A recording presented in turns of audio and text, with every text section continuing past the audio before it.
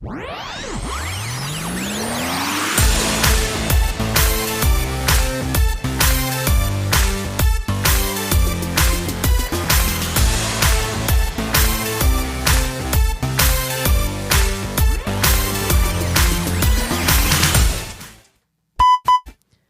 to copyright concerns, please enjoy a reenactment of a snippet from the trailer for the film CODA. Oh, sometimes I get a good feeling, yeah. I get a feeling that I never had before. You're the girl with the deaf family? Yep. I just want to tell you right now. And you sing. Interesting. Something's got a hold on me, yeah. Oh, must be love. Yep, we're just feeling the music in here. Isn't everybody? I can't sing, so no. Well, anyway. Hello and welcome to another episode of the Forever Fangirls podcast. I am Sheila Amato, and you can find me and my wife on our website at www.foreverfangirls.com. And I am Kimberly Amato, and you can also find us on Twitter, on Facebook, and on Instagram at Forever Fan Pod. Same handle. 3 social. No. What? The handle is right. That's Forever Fan Pod. Yeah, the handle's right. The echo is wrong? Yeah. Me. Anyway, we are your hosts, and we're glad you can join us because today we have a great discussion lined up for you. Yeah, today we're going to be discussing a film that your sister, Crystal, actually recommended we watch, and it is the Apple TV Plus original film, CODA. And as always, spoilers are ahead, so if you haven't seen CODA yet, please be aware that we will be talking about major plot points. Major? Yes, major. Major. So pause us, watch the film, and come back to listen to our discussion. So, I want to talk about something that has nothing to do with film. Really? Yes. Why? Because I am still reeling from the 49ers losing the NFC Championship. We were so close. Well, like I say to other Met fans, there's always next year. Oh, come on. We were so close. Just close only counts in hand grenades and horseshoes, right? Yeah, anyway. But next year, we get to watch the 49ers and the Dolphins play in Levi Stadium. No. What do you mean, no? We've already been to Levi Stadium, and while I would love to see my Dolphins play the 49ers. Yeah, but we didn't see the Dolphins at Levi Stadium, so now that's our chance. Yeah, I know. We've been to Levi Stadium. It's my turn. I want to go to Miami. It's warm in California. It's warm in Miami. Oh, wow, look at the time. What do you mean, look at the time? We better get started with our review of CODA. Wait, no. Yes. No, you start. Yeah. What? No. What? Tear. Okay. Wipe away the tear. Several. Nobody knows. Buck up, Buttercup. You're gonna read the synopsis now. So from IMDb, as a CODA, child of deaf adults, Ruby is the only hearing person in her deaf family.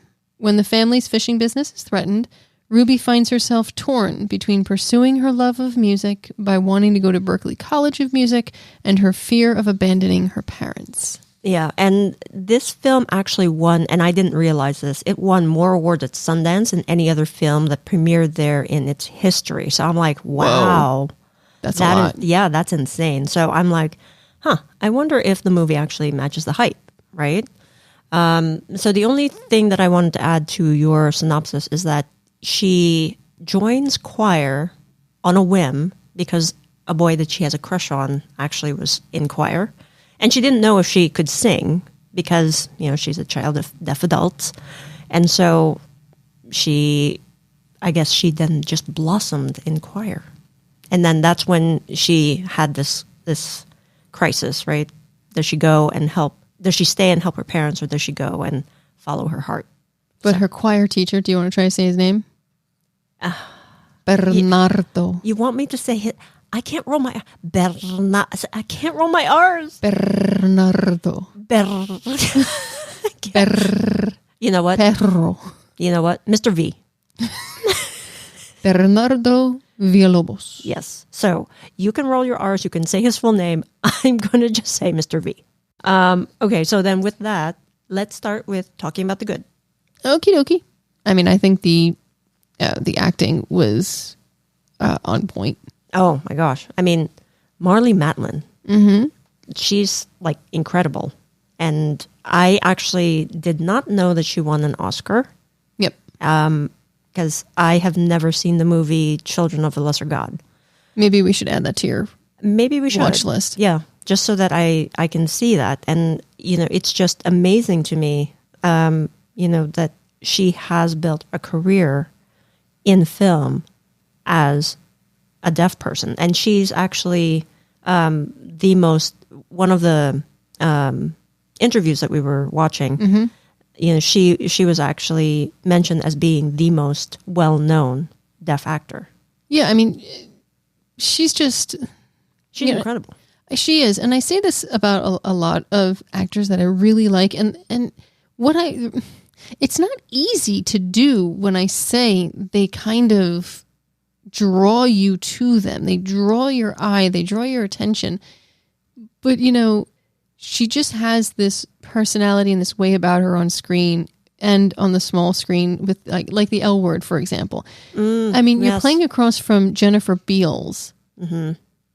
And sometimes I'd be watching it going, Jennifer Beals is there? Huh? Because just her facial expressions, her attitude, and I just enjoy watching her a great deal. Yeah. The thing that I did not know, the film work aside, she actually testified at Congress way back when. I think it was like in the 1990s sometime, where she actually was instrumental in passing a law that said any television set that was 13 inches or larger had to have a chip that would allow closed captioning. Oh, that's brilliant. I had no idea. I didn't either. So I'm like, oh, wow, that's really cool. Right? Yeah, because then it opens up it just opens things up for... And you would think that should just be common sense. Yeah, but, But it's not. So the fact that she did that, that's awesome. I had no idea. I had no idea either. I'm like, oh, wow, that's really, really cool. I mean, I know that we were watching a behind-the-scenes video of CODA, and she had mentioned that if they wanted to get a hearing actor to play a deaf character, she was out. Yeah. And I applaud that because you're not defined by your disability. You can do a lot of other things, and she's proven that, and all the other actors with her have also proven that. I mean, Troy Kotsur, I think that's how you pronounce his name, and I'm sorry if I'm mispronouncing it. He played Frank Rossi, and I didn't know this. He was actually in The Mandalorian. Ooh. So we need to go rewatch now. Yeah, exactly. He was... I found him and Daniel Durant, who played Leo Rossi, the brother, all of the scenes that they were in together, they were just so very expressive. And, they used their whole body to communicate. It was just phenomenal watching them and them interacting without sound. Mm-hmm. And the only sound that you sometimes hear is from Amelia Jones, who plays Ruby, right? When she's actually signing and also speaking. Or it's just, ambient noise. Yes. So it was just, all of those scenes to me were just so powerful. And for me, it was his interaction with Marlee when they were playing that loving couple in the loving marriage, because that is just, forget the story, okay? Mm-hmm. Forget everything. Just a loving, everything is against them, right? Mm-hmm. The fishing business is failing. They're struggling. They're day to day. They got 2 kids that are just, let's be honest, one is driving them up a wall and the other one is like, oh, we need to go out on our own. So take out, the other aspects of it. It's just the relationship was so strong, and so their interactions with each other are so authentic, and it was nice to see that type of loving, still interested in sex, still interested in each other in different ways. Mm-hmm. It was, you don't see that enough. Yeah. And it's not just the good, right? There's that scene where they were in the kitchen table. They didn't realize that Ruby was actually just, on the other side of the room. and they were actually signing that, they didn't have any money. She was trying to buy something and the card got declined. That's like an everyday thing when you're struggling, when your business is struggling and you're trying to make ends meet. And you could just see how, okay, this is tough. It was a normal relationship. Right. And they were trying to work through it, and she even said, maybe sell the boat, and then do what? Fishing is the only thing that he knows how to do. How else are they going to survive? It was just that normal everyday struggle, normal, and I put it in air quotes. Yeah, but we don't get to see that enough, where it's just a normal family and a normal, and again, normal air quotes. I just mean in the sense of where it is not a perfect cookie cutter family. There are ups and downs. It's not just one person struggling. It's everybody struggling, but there's still, and I think for me, it's the idea that the mom and dad are still sexually active, much to the chagrin of their daughter, but they're still, they're still passionate. Maybe that's it. It's still passionate. Yeah. And in a lot of films, it's like, look, okay, we're middle-aged. We're not dead. Yeah, right. And one of the behind the scenes that you showed me today, where Troy was actually saying, he was reading the script and he said, "Oh, we can sign bad words." dirty words in sign language. Okay, dirty words, that's it. And I'm like, oh, okay. So, just learning about the community, because I don't know a lot about the deaf community. So, just hearing that, I'm like, oh, okay. So there's that reticence in signing dirty words. Yeah. Right? I think the chemistry between all of them, it came off screen very, very well. And, speaking of the chemistry of the family, bringing in Amelia Jones, who played Ruby Rossi, I actually did not know that she spent 9 months before shooting to actually learn American Sign Language and then have singing lessons. And then she also had to learn how to operate a fishing trawler.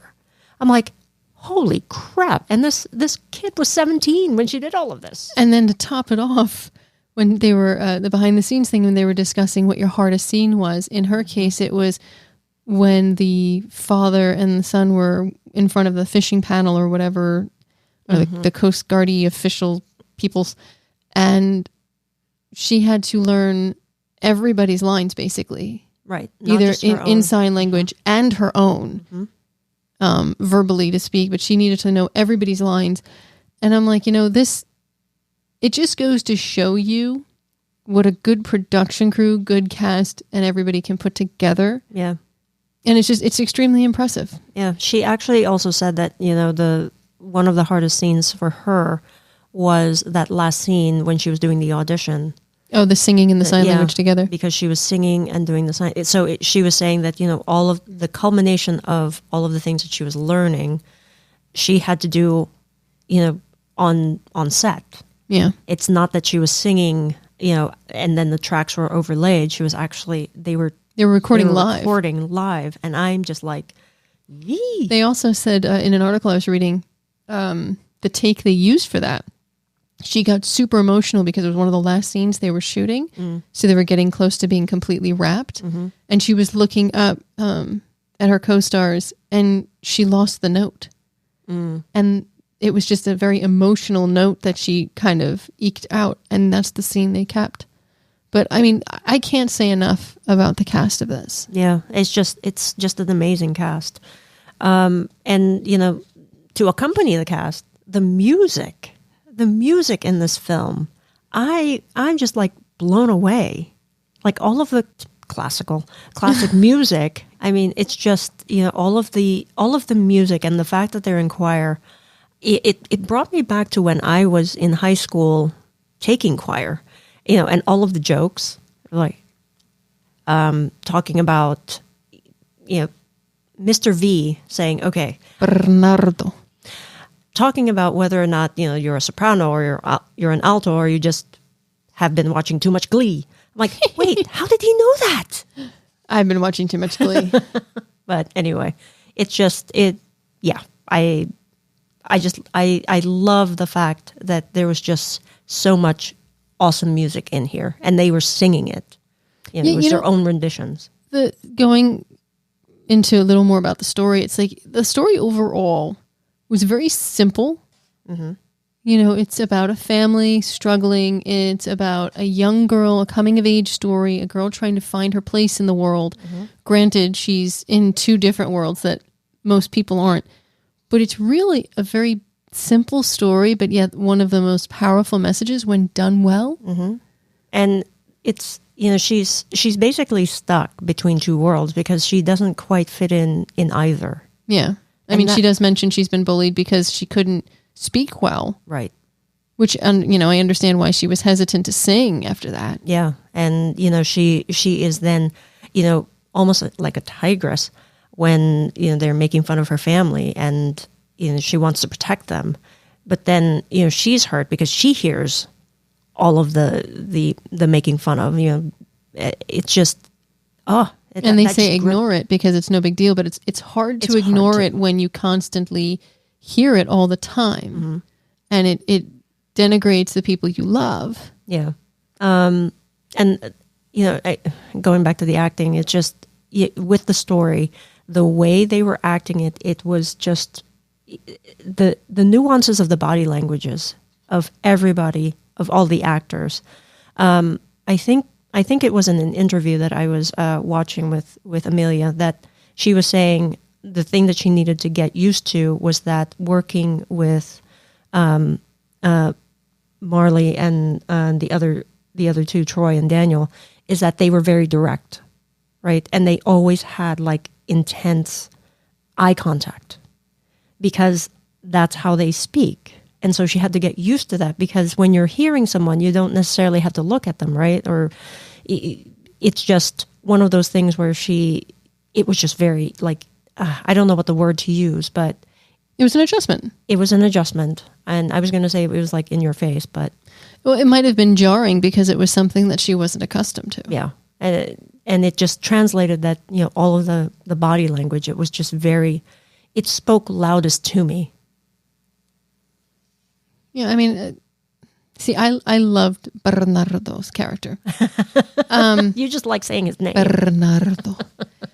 Because, what I liked about that, and again, it goes to the story, you have that mentor that's going to push you, that's going to help you grow, helps you find a way to connect. I mean, the way I love that he called her Bob. Oh. In the reference to Bob Dylan. Yeah, because it was his nickname for her so that she can connect to that image of, okay, it's not sandpaper and whatever else that he said. I don't quite remember. It wasn't bad. It wasn't bad, right. And everybody, like he says, everybody has a story to tell. It doesn't matter how you sing it or how you bring it forward. Mm-hmm. But if you have a story, you can present it. Mm-hmm. And there will be someone somewhere who will take that in. And that's what I got out of that character. Yeah, yeah. The one other thing that I wanted to just mention here is the scene where it was Ruby and Frank at the back of the truck, right? He was trying to understand what the song that she was singing was. Mm-hmm. And he made the analogy that the stars were not looking as good on land as it does on water. And we've experienced that. Yes. We actually know that for a fact. And, it's the analogy that Ruby doesn't belong on the fishing boat, right? She shines when she sings. And that was just very, very touching to me. So you feel she shines more on land, but the analogy is... The analogy is that she doesn't belong on the fishing boat. She belongs in her element. She belongs at school where she can learn her craft and actually feel not tied down. Or feel free, because that's when she was doing the sign language to explain, because she couldn't put into words what it felt like to sing. Yeah. And she holds her two fingers up and waves it back and forth. And forgive me, obviously, the audience can't see what I'm doing. But it was that feeling free and floating. And, right.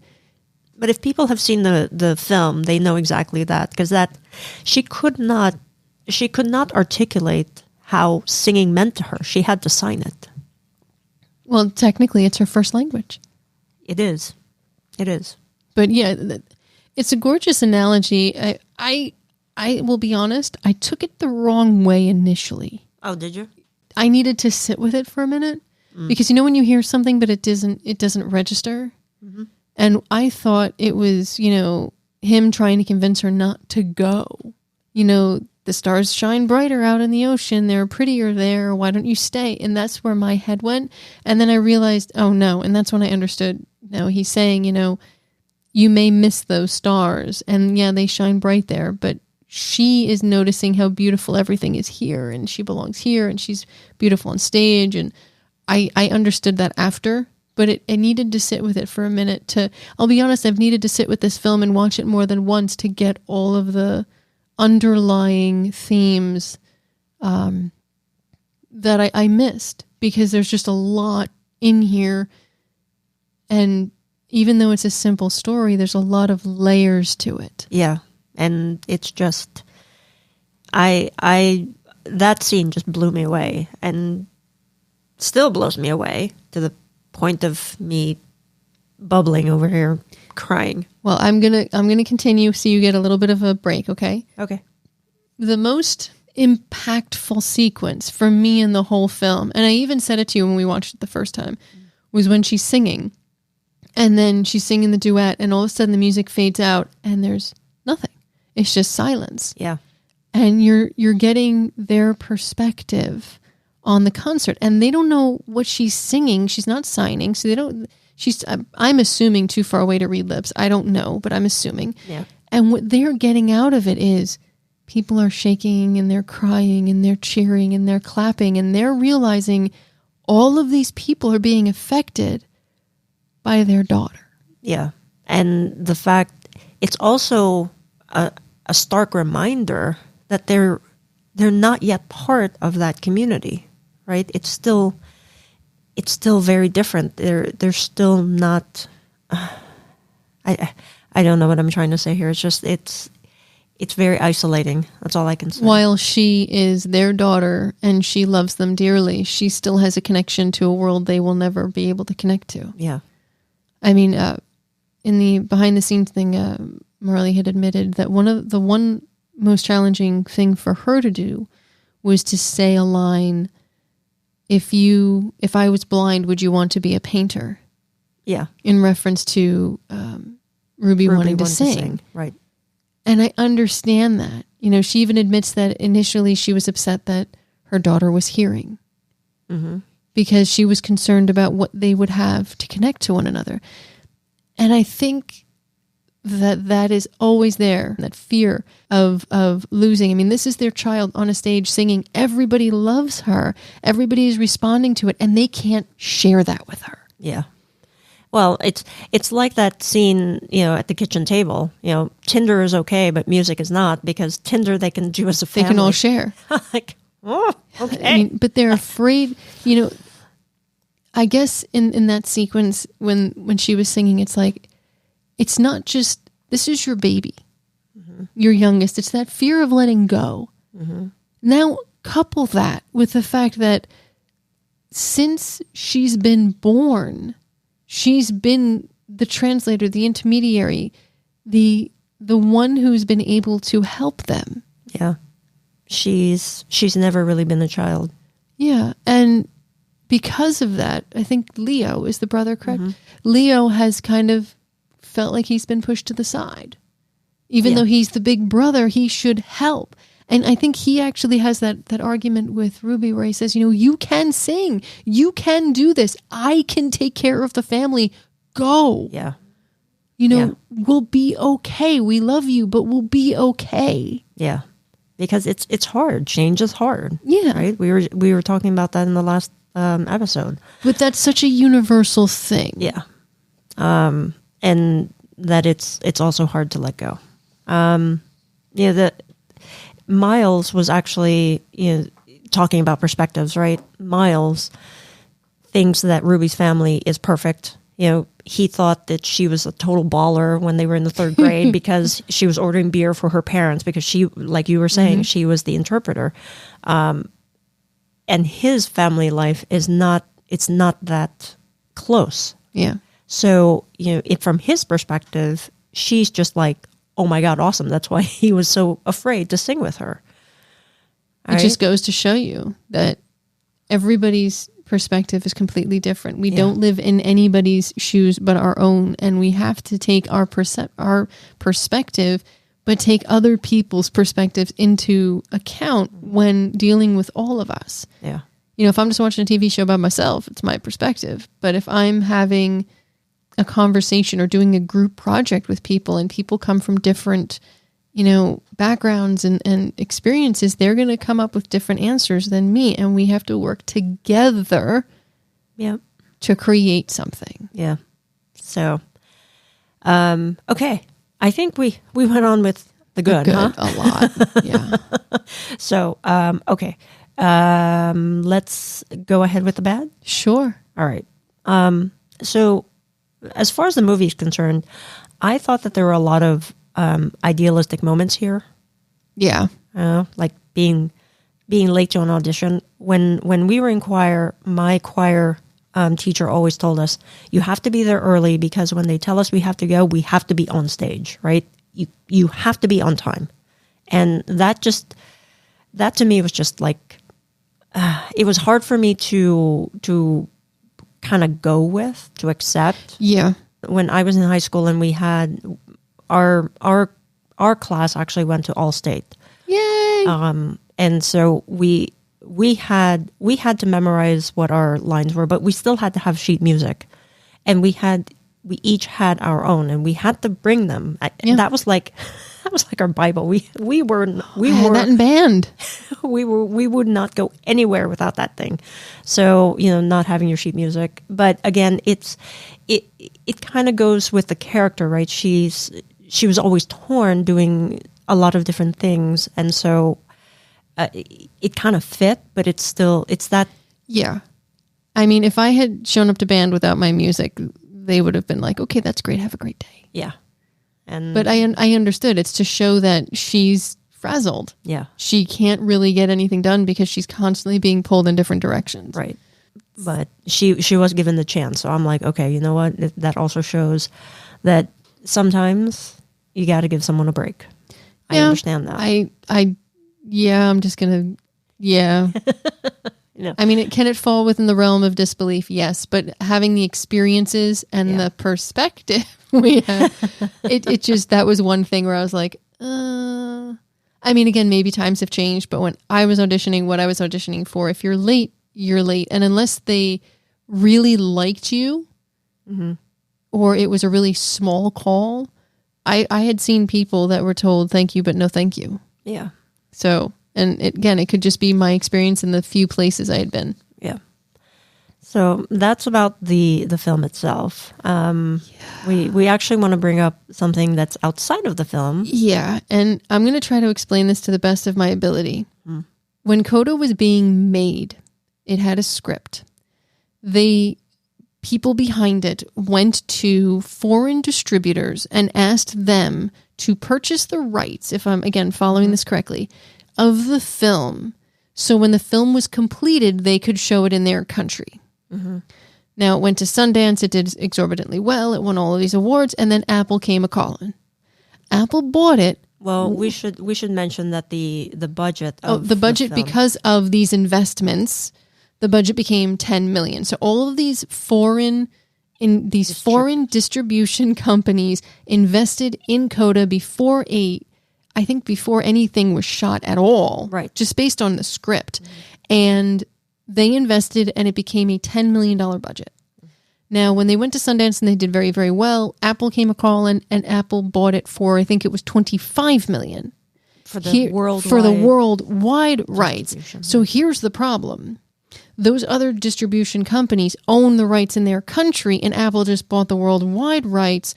And these other countries are like, no, this is a major film that has done super duper well. We want the rights to show it. We paid for those rights to show it. You can't sell rights that aren't available.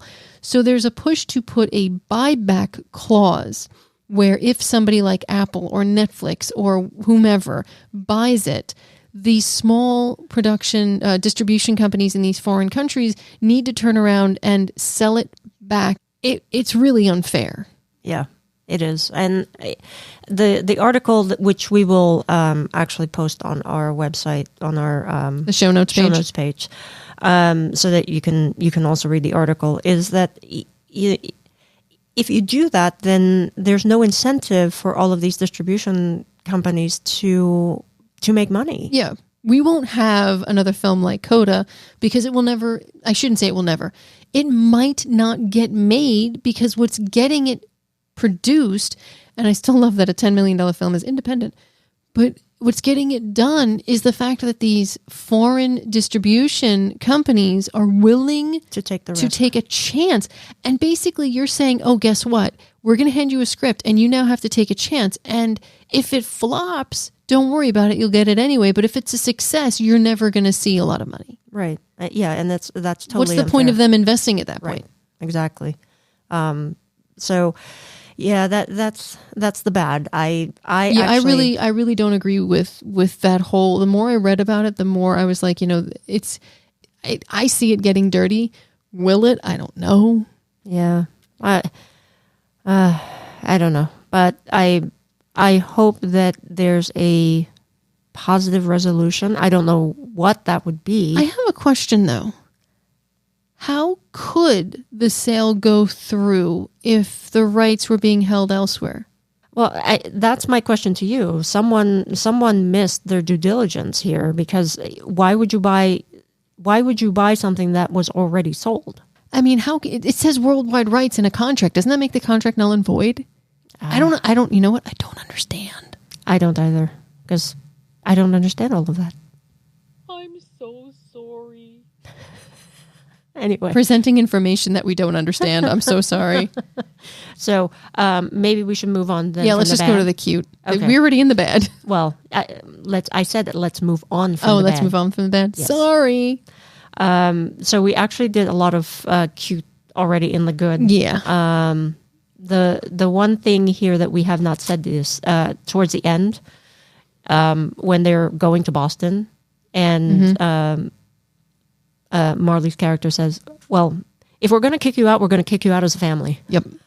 Like, they do everything as a family, and it also was a very tender moment that they supported her during her audition by sneaking upstairs up to the balcony, to show their support. It was just heartwarming. So yeah, cute. it was heartwarming for me when Ruby and her father were sitting on the flatbed part of the truck, and he's having his hands on her throat to feel the vibration of her singing, to understand, because he mentions, he loves the heavy bass because he feels it. He loves music that he can feel. Yeah. And that's how he's connecting with her. Yeah. In regards to music. Which is when he realized that he really does have to let her go. Yeah. So another cute that I think I laughed hysterically way too much for is when Ruby and her best friend Gertie are waiting online to pick the class, and Ruby picks choir, and she goes, "Choir, are you high?" That really was. And I'm like, what's wrong with choir? And I was laughing because I'm like, I chose band. You and I were laughing about when Bernardo, Mr. V. Bernardo, he's on YouTube and he signs to the parents. Yeah, I was like, let's not take our signing lessons from YouTube. Yeah, no. What's really funny is I was like, ooh, we can learn sign language on YouTube. That's what I was thinking, watching this whole thing, that I'd like to learn a little bit. And then that happened. I went, we will not be learning on YouTube. No. So any other cue? No, I think I'm good. Okay. So I guess that is our discussion of CODA then. All right. So now it's time for our Forever Fangirls rating. Can you guess what it is? I don't know. All right. Well, what is it, Sheila? Well, do the drum roll and I'll tell you. We rate CODA 5 stars. Ding, ding, ding, ding, ding. Yay. We agree on this rating. And we would give it more if we could. Yeah, this is one of those cases where I feel like 5 stars isn't enough. Yeah, because it really was a phenomenal film. It resonated. Yeah. And it's actually a remake of a French film. No. Bernardo. That's my... I can't say the title of that French film. I kept trying. Oh, I know. We're going to put the link of that trailer in our show notes page as well. Oh, we are? Yes, we are. You're adding more work for me? Please? Thank you. But putting all of that and the controversy and all of that other stuff aside, I really enjoyed it, and I'm so thankful Crystal recommended it, because I'll be honest, it was going to fly under my radar. It's, I'm like, oh, it's a coming of age story, and I was like, oh, maybe I'm a little too old to understand it, but I understood both sides. I understood Ruby. I understood the mom of letting go. Seeing my nieces and nephews grow up and realizing I have to let them go, and they're going to college, and I'm like, oh my God, and letting go of dreams that you've loved and you've wanted. It's all universal, and that fear, and it struck me in the heart. And then you have the way she interacted with her parents, that nuanced reaction, and how they communicated. I had never seen anything more beautiful. Yeah. And I couldn't agree more. I mean, it really is deserving of all of those awards at Sundance. And from what I understand, it's also been nominated for like SAG and BAFTA awards. And I really hope it gets nominated for an Oscar. It really, really, really would be a disservice to the film, to the talented cast and crew, if it's not. Yeah, because then, you know what, it's just totally rigged. But that's just my opinion. Let's not discuss that. No, let's not discuss. Anyway, but, aside from that, knowing what Emilia Jones had to go through to prepare for this blows my mind even more. The cast, the crew, the director, they definitely deserve all the accolades. And I just can't say enough about this film. Yeah, I've seen it at least 3 or 4 times already. And still, every time I watch it, I catch something that I didn't pick up before. Yeah. So, definitely watch it. Please. So that is going to be our show for today, folks. Thank you so much again for joining us. Were there any key points we missed that I've missed in my 4 watch-throughs? Please let us know. You can leave us a message at speakpipe.com/Forever Fangirls Podcast. And if you're listening to this on your smartphone, hit that little subscribe button and a little review button, and we would greatly, greatly appreciate that. And until next time, stay safe, be kind, and remember, CODA stands for Child of Deaf Adults, but in musical terms, it is the final statement that brings a sense of balance to the musical piece. It perfectly describes Ruby's childhood, that even though it's coming to an end, she found a balance between her family and music, and it's a story we'll not soon forget.